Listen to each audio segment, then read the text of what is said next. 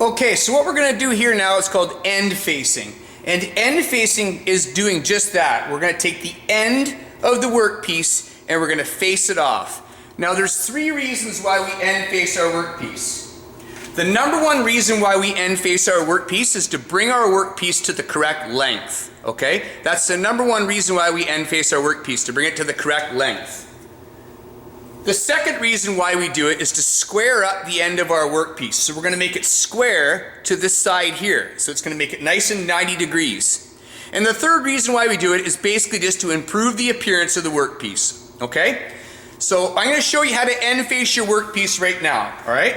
So what we're going to do is before I turn it on, because it might be a little noisy, I'll try and walk through it again. We're going to turn it on and you're going to hear me say the word touch off a lot of times during this semester. You're going to hear the word touch off. And what that means is when you bring the cutter up to the workpiece till it just touches the workpiece. You'll see it, you'll hear it, okay? So you just touch off. So I'm going to turn it on. I'm going to bring the cutter over. We've already got our cutter set from the previous video. Our speeds are set from the previous video.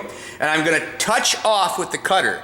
And then I'm going to back the cutter out like this. And I'm going to take an ever so small cut with the handle. That's great. You can't really see it. I wish you could. Maybe if I go like this. Perfect. Yeah, I'm going to take an ever so small of a cut like this. That's it. And then I'm going to take a small cut on the end of the workpiece, all right? So let's see if we can make this work here. Mr. Underhill is trying to do this all by himself right here. I'd love somebody to be my cameraman. Maybe somebody get some extra, you know, marks someday to make these videos a little bit better. Okay, here we go. We're going to try this again, okay? So, we're going to fire it up.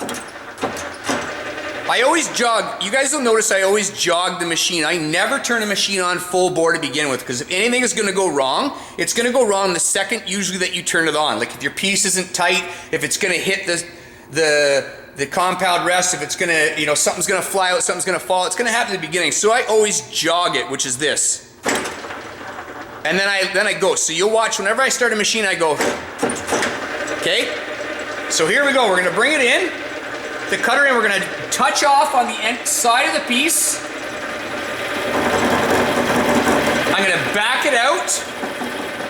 Okay?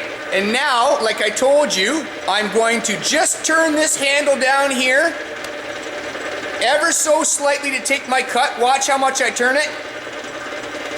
Like I'm talking just a little bit, folks. You're not really cranking on this at all, right? You're just turning it a little bit.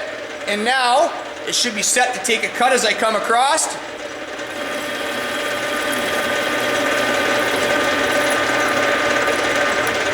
Okay, and all the way back.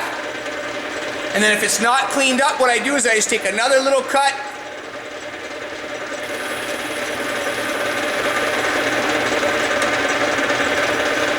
Okay, and it looks pretty good.